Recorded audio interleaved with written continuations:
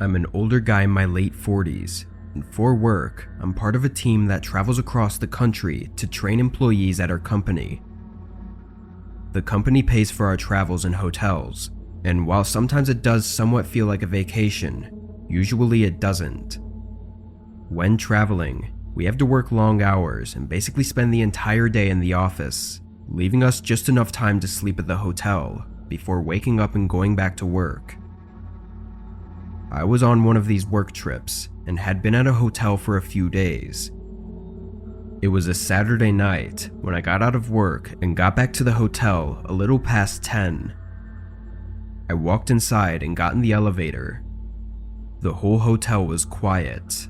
There wasn't anyone walking around in the lobby and nobody in the elevator.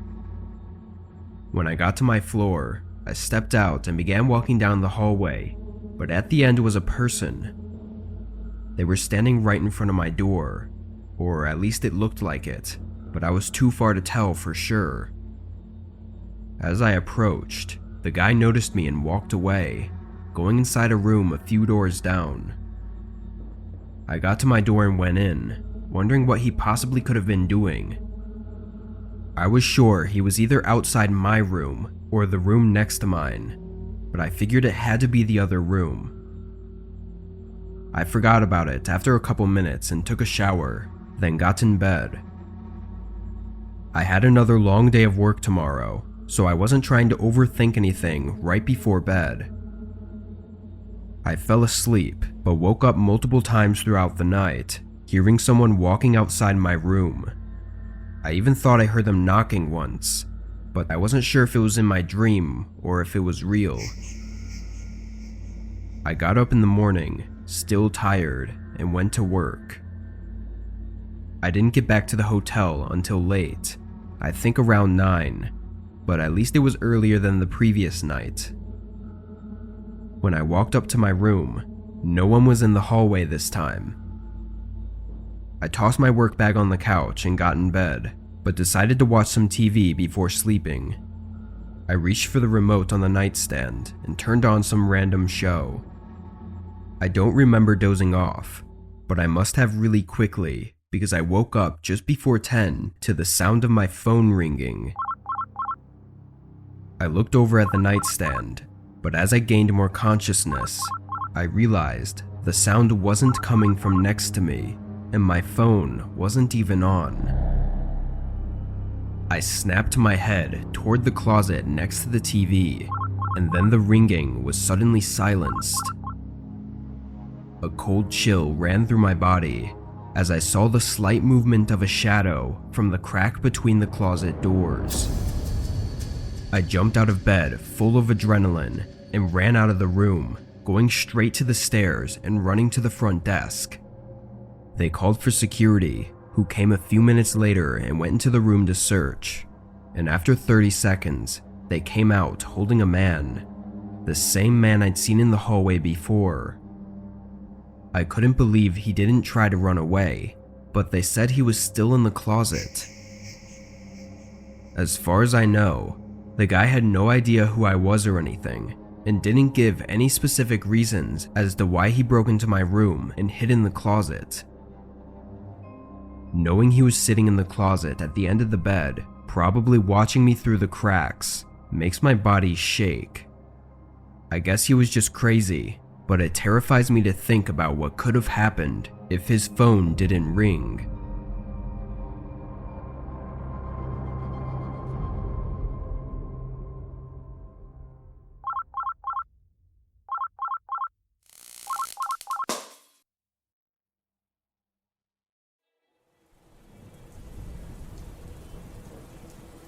I lived in a small town in the mountains just outside of Salt Lake City for several years in my early 20s.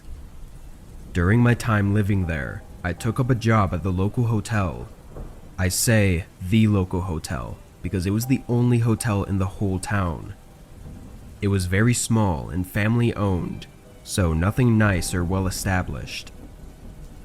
Almost nobody visited the town aside from seeing friends or family because there was no other reason to be there. Anyway, this happened when I was 23 and working the overnight shift at this hotel. Since it was so small, having 12 rooms total, I was the only worker there during the night. I was sitting in the lounge room, which was just off to the side of the main entrance, when I saw the headlights of a car shine through the window as they pulled into the parking lot. I put my phone away and got up, not expecting anyone to check in tonight. I stood behind the front desk, waiting for them to come in. After a couple minutes, I was getting impatient and went back on my phone. Probably 30 minutes went by before someone finally walked through the doors. It was a man, looking around the same age as me, but he looked really tired. I welcomed him in.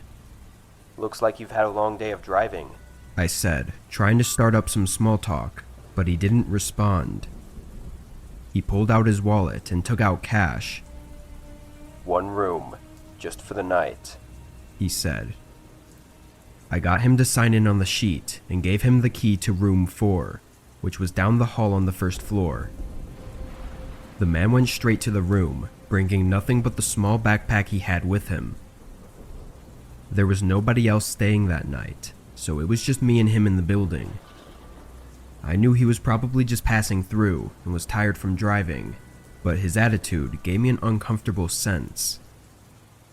Not to be creepy or anything, but I looked at the sign-in sheet he filled out and noticed he didn't put a last name, only an initial.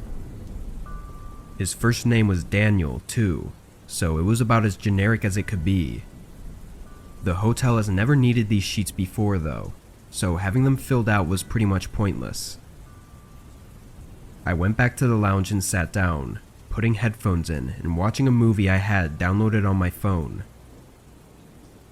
About an hour in, something caught my attention.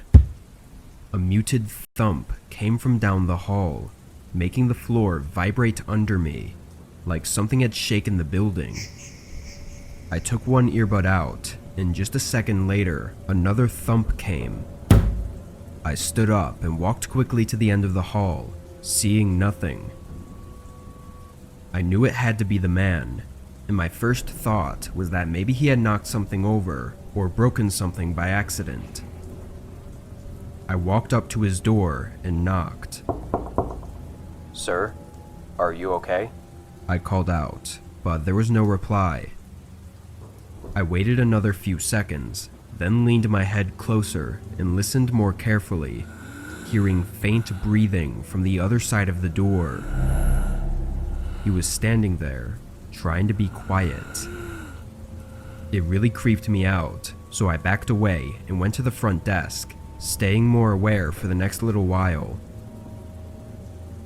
The rest of the night went by without sound or issue, but in the morning when checkout time came, he never came up to the front desk. There really wasn't any rush, so I let him have an extra hour before I began wondering if he'd even planned to leave. I knocked on his door, but there was no answer. Eventually, I got the spare key and unlocked the door, but it still wouldn't open. It would barely even budge, and I ended up having to call the owners. When we finally managed to force the door open, we found that the room's dresser was pushed in front of the door to keep us out. What we didn't find was the man. He wasn't in the room, but I never saw him leave the hotel through the only entrance and exit. His car was still in the parking lot too, which made it all the more confusing. We looked around the room some more, but didn't find anything else strange aside from the dresser that he used as a barricade. I think I actually would have been less creeped out if we found other strange things, but seeing everything else look normal just gave me chills. We never found out who the man was, where he went, or what he was doing at the hotel.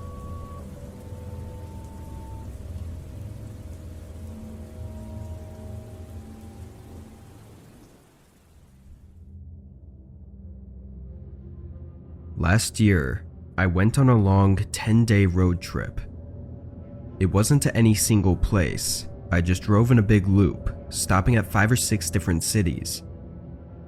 I actually didn't book any hotels in advance because I wasn't sure exactly how long I would spend in each city or where I would want to take breaks during the drive, so I was relying on hotels allowing walk-ins. The first 5 nights I was able to find decent hotels on the course of my drives, but the 6th night I ran into some issues. I was driving between cities and felt my eyes getting heavy around 11 p.m. I wanted to keep going and get to the next major city and then sleep in a parking lot or something, but there was no way I could make it when I was so sleepy already. I pulled over and contacted a few big-name hotels that were on the way, but none of them were accepting walk-ins at the time. I was getting nervous, thinking I might have to park on the side of the road and sleep, which was obviously dangerous, but then I saw a sign for a hotel 10 miles ahead. I drove until I reached the building, then parked by the front. The hotel was small, looking more like a motel, being a single story with a bunch of rooms. There were a few other cars in the parking lot, but it was mostly empty. I got out and went up to the reception desk, asking the woman there if I could have a room. Luckily they had one available, and she gave me a key card. I got my bag from the car and brought it to the room. It was really outdated, but for the price it wasn't all that bad. But only a minute after I went inside, there was a knock at the door. I walked over and opened it a crack just to see who it was. There was a man mumbling something to himself, and right when he saw the door open, he pushed into it, trying to force himself into the room while still talking to himself. I put my arm out and stopped him, preventing the man from fully entering. He stopped talking and looked up at me as I told him to leave. After a second, he turned around and walked away. I made sure he actually left, then locked the door. It was really weird, but I didn't feel too threatened because I was sure it was just some crackhead who was lost. I stayed up another 15 minutes, then fell asleep. A couple hours into the night, I woke up to a knock on the door. I was immediately irritated, knowing it had to be that man from earlier. Having learned my lesson, I put the chain bolt on the door before cracking it open. It was a good thing I did, because the second I unlocked the door, the man rammed into it. He started yelling random sentences that made no sense. I backed up right away and called 911. The man didn't let up though. He continued slamming into the door, trying to break in. A minute into the chaos, the man shoved a knife between the door and tried cutting the chain. There was no way it could cut it, but it definitely horrified me to know that he had a knife with him. The yelling, banging, and cutting went on for several minutes before it went quiet. Police showed up a while later, but the man was gone. I don't know what was wrong with him, or why he wanted to get inside my room so bad, but he definitely had some bad intentions.